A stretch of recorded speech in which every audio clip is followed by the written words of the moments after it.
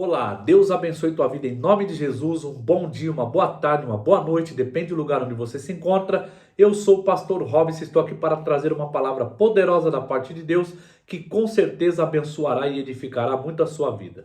Como sempre, eu peço que você fique até o final. No final teremos aplicações, as aplicações são de mera importância.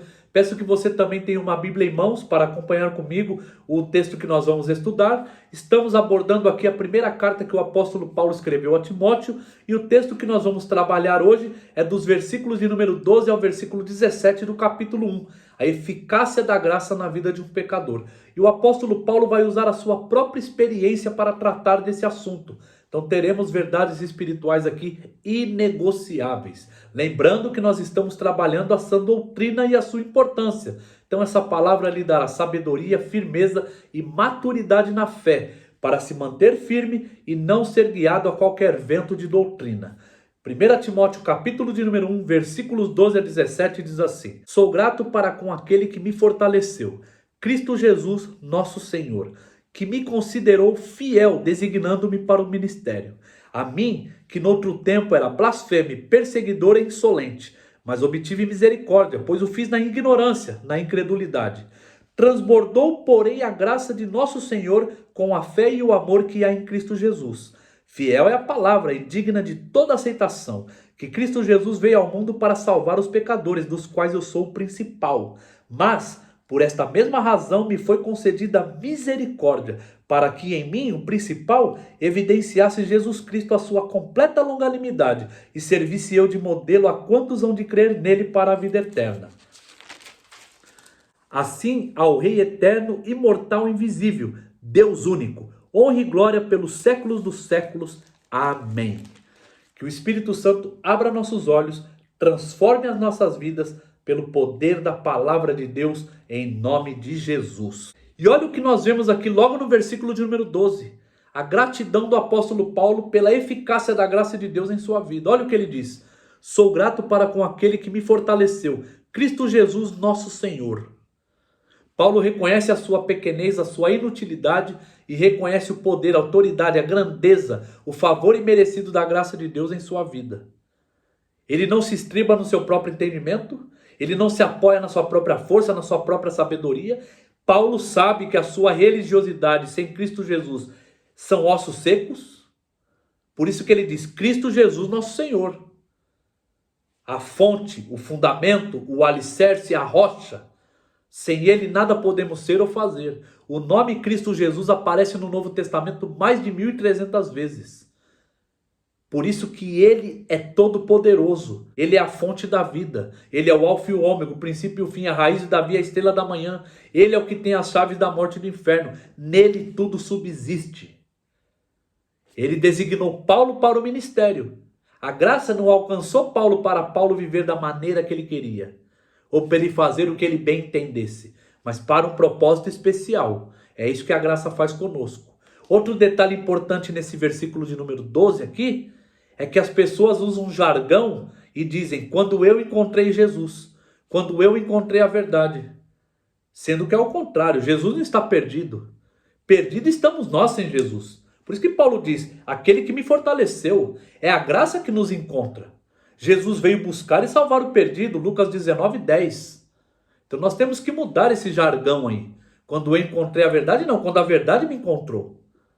Outro detalhe importante é a humildade de Paulo. Cristo Jesus designou ele para o ministério, através da graça. Hoje nós vemos aí muitas pessoas se auto-intitulando ou se colocando em posições no ministério em qual elas não foram chamadas. O chamado é divino, o chamado é espiritual. Ele precisa ser evidenciado. Nós temos que tomar muito cuidado com isso. Olha o raio-x que ele faz dele mesmo no versículo 13. A mim, que noutro tempo era blasfemo e perseguidor insolente. Blasfemo. Ele caluniava Deus, ele difamava Deus com palavras. Só aqui ele já quebrou os 4 primeiros mandamentos. Perseguidor. Se você olhar o livro de Atos, capítulo de número 7, a partir do versículo 50, você vai perceber ali que quando Estevão foi apedrejado, Paulo consentia na sua morte. No capítulo 8 de Atos, a partir do versículo 1, uma grande perseguição se levanta contra a igreja. Quem está no controle? Paulo. Capítulo de número 9, do versículo 1 ao versículo 5, você vai ver que Paulo pega cartas do Sinédrio para perseguir a igreja em Damasco. Ali que a graça encontra ele, no caminho a Damasco. Ele dá esse testemunho no capítulo 22 do livro de Atos, no capítulo 26, em Gálatas capítulo 1, versículo 13. Então nós vemos aqui que era um homem insolente, um homem que se opunha ferozmente contra a igreja de Deus, arrastava homens e mulheres, não tinha parcialidade com ele. Por isso que aqui no versículo 13 ele dá um grito, esse mais aqui, mas obtive misericórdia, pois o fiz na ignorância, na incredulidade. Esse mas aqui ele é crucial, porque ele é uma mudança de direção. Todas as vezes que você estudar as escrituras e ver a palavra mas, você precisa ver aquilo que precede e aquilo que sucede. Porque é uma mudança de direção aqui. Mas, um homem que era blasfemo, perseguidor e insolente, recebeu misericórdia, pois o fiz na ignorância, na incredulidade. Então Deus não deu o que ele merecia, mas sim aquilo que ele precisava. Deus não exerceu o julgamento, mas derramou o amor na miséria de Paulo. Aos nossos olhos, Paulo seria condenável, mas Deus deu a misericórdia. As misericórdias de Deus são a causa de não sermos consumidos. Lamentações capítulo 3, versículo 23. A base das escrituras é a misericórdia. Todas as vezes que Deus salva alguém ou faz algo na vida de alguém, nunca é porque a pessoa é boa ou porque ela merece, mas sim pelas misericórdias de Deus. Deus ele exerce misericórdia com quem ele quer e não exerce com quem ele não quer. Ele é soberano. A ignorância e a incredulidade não são bases para isso. Ignorância, o maior inimigo do ser humano. A causa das guerras, das mortes, dos assassinatos, das violências, dos abortos, dos divórcios, de todos esses males que nós vemos aí hoje no mundo, chama-se ignorância. A palavra ignorância e a palavra trevas no hebraico, elas têm a mesma correlação. A pessoa pensa que está fazendo a coisa certa, indo no caminho certo, mas não está, está obscura. E Paulo vai além, ele diz, eu fiz na ignorância e na incredulidade. Paulo conhecia a lei de Deus, ele era fariseu antes da sua conversão, mas ele não conhecia o Deus da lei.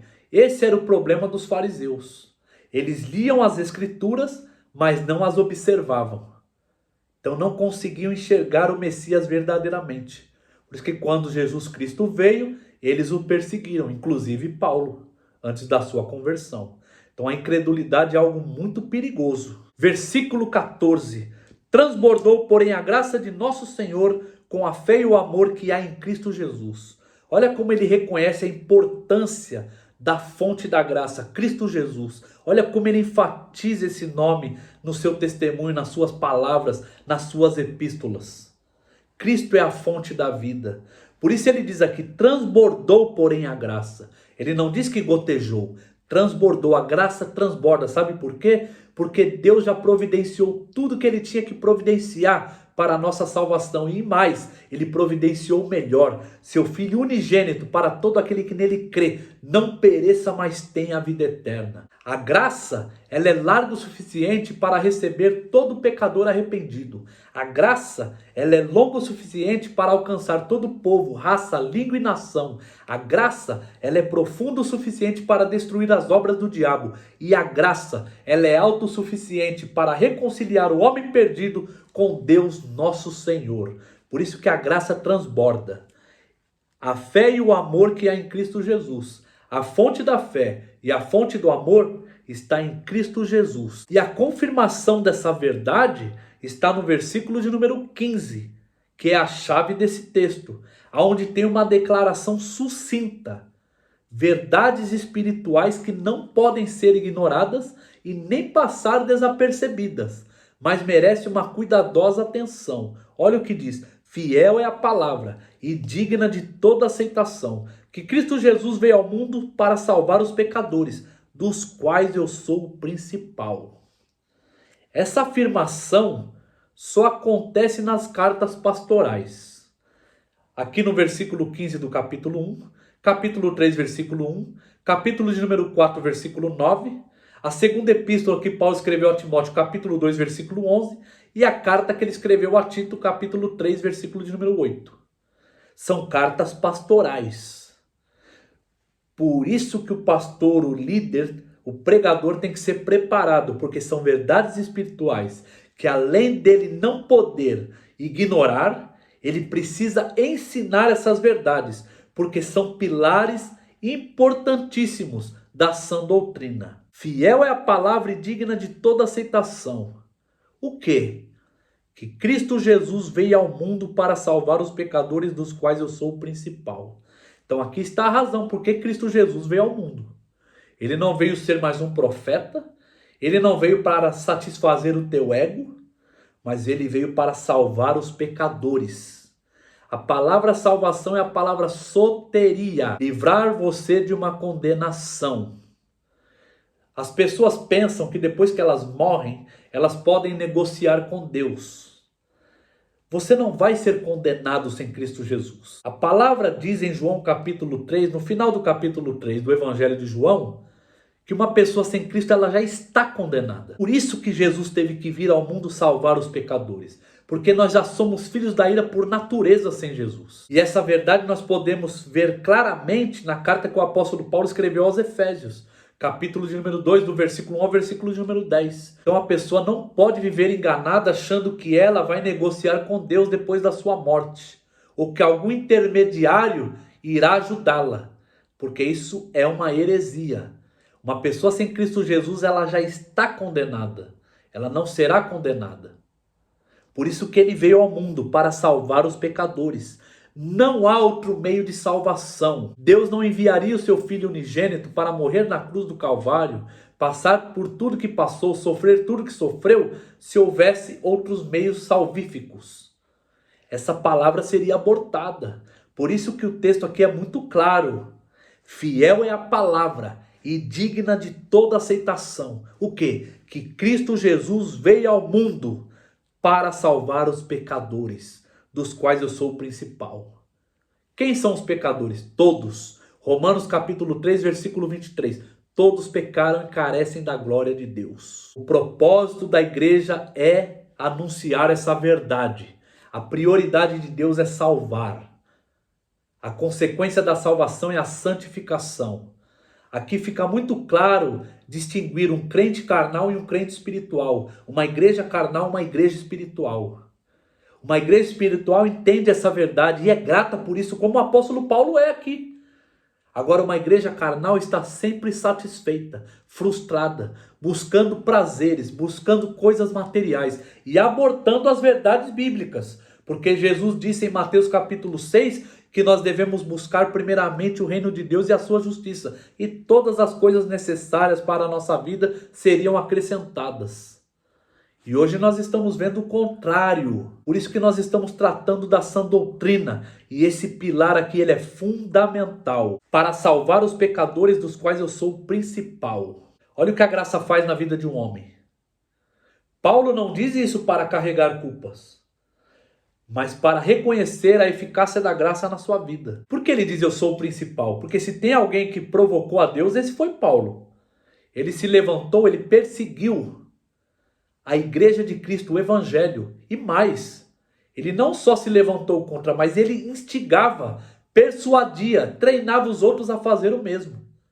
Ele era o chefe. Essa palavra principal aqui é o chefe. Então ele se opôs contra aquilo a qual Jesus deu a sua vida. Então Jesus veio salvar os pecadores através do evangelho, através da igreja. E Paulo se opôs contra esses dois. Então por isso que ele diz, eu sou o principal dos pecadores. Ele provocou a ira de Deus aqui.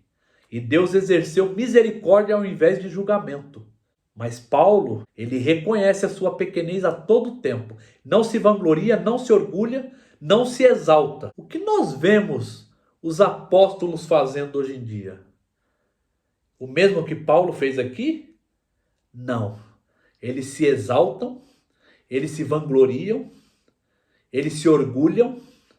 É por isso que são falsos apóstolos. O verdadeiro apóstolo aqui, reconhece a todo tempo a sua pequenez, a sua inutilidade e a grandeza de Deus e o favor imerecido de Deus em sua vida. A todo tempo. Por isso que nós estamos trabalhando o quê? A sã doutrina.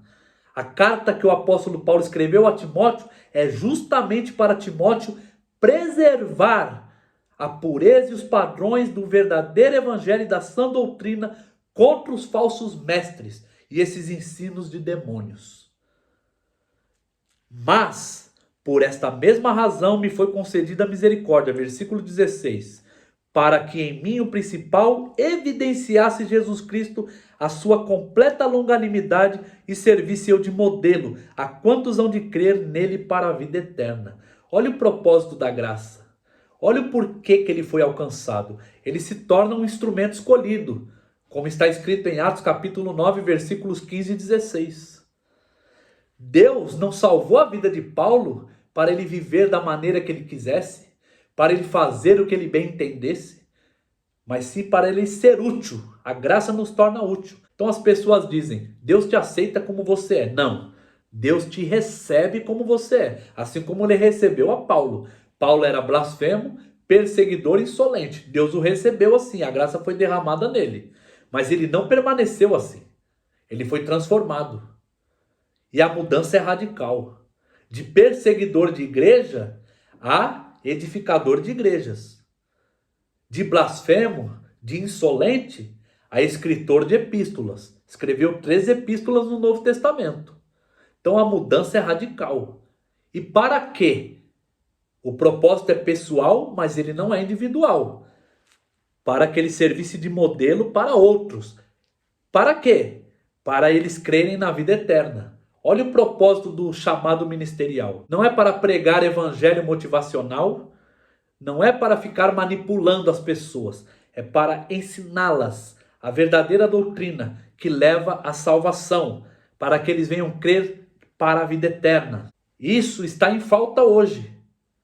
As pessoas estão perecendo, líderes despreparados. Eles pisam no ministério sem ser chamado. Não passam por avaliação nenhuma. Não estudam. Não amam as ovelhas de Cristo. A sã doutrina precisa voltar aos púlpitos. E olha a confirmação, olha a conclusão dele, olha o porquê de tudo isso no versículo 17. Assim, ao Rei eterno, imortal e invisível, Deus único, honra e glória pelos séculos dos séculos. Amém. Os atributos de Deus é um assunto muito pouco falado hoje nas igrejas. E todo cristão deveria conhecer. Os atributos de Deus não são as ações de Deus, não são suas obras, mas sim o seu caráter, a sua natureza, a sua essência. Quem ele é? O Rei eterno, imortal e invisível, Deus único. Aqui são só alguns dos atributos. Um atributo, ele enfatiza e empodera o outro atributo. Então, se Deus é eterno e ele também é amor, significa que o teu amor não tem fim. Se Deus é santo e ele também é justo, então a sua justiça é santa. Então entender os atributos de Deus faz toda a diferença. E por que Paulo cita os atributos de Deus aqui no final, na conclusão? Porque se Deus não fosse quem ele é aqui, Rei eterno, imortal, invisível, Deus único, ele não poderia fazer o que ele fez na vida do apóstolo Paulo. Ele não poderia fazer o que ele fez em nossas vidas. Por isso que Paulo deixa claro aqui, ele é o único Deus e não há outro. Ele merece toda a honra e glória pelos séculos dos séculos. Amém. E a palavra amém aqui é muito mais do que uma confirmação, mas é no nome de quem está sendo confirmado, que é digno de toda a honra, de toda a confiança, de toda a glória. Fiel é a sua palavra e digna de toda aceitação. Por isso que Provérbios capítulo 18, versículo 10 diz assim: torre forte é o nome do Senhor, aonde o justo se acolhe e está seguro. Foi aonde Paulo se acolheu. Por isso que ele combateu o bom combate, por isso que ele concluiu a carreira e guardou a fé. E você, já aceitou a graça de Jesus em sua vida? Você já se viu na mesma condição de Paulo? Já fez um raio-x de si mesmo, não para se vangloriar, mas para ver o quão pecador você é e quão dependente de Deus você é? E se você já recebeu a graça de Deus, você está evidenciando ela como o apóstolo Paulo? As suas palavras, ações, a maneira que você se veste, os lugares que você vai, as coisas que você assiste, glorificam a Deus? Você está sendo instrumento para aqueles que hão de crer para a vida eterna? Você tem exercitado a gratidão como o apóstolo Paulo? Ou vive frustrado, reclamando, murmurando, praguejando? E por que Paulo foi grato? Pela salvação, pelo favor imerecido de Deus na vida dele, pela vida eterna. Isso é uma das evidências do cristão maduro, e eu espero que você tenha. Se você não tem, que você acompanhe cuidadosamente esse estudo, cresça na fé e na verdade. Assista aos vídeos anteriores, assista esse vídeo quantas vezes for necessário. Compartilhe com alguém se você acha que ele é importante. E deixe seu comentário o que você está achando sobre esse estudo da primeira epístola do apóstolo Paulo a Timóteo. E que Deus lhe abençoe.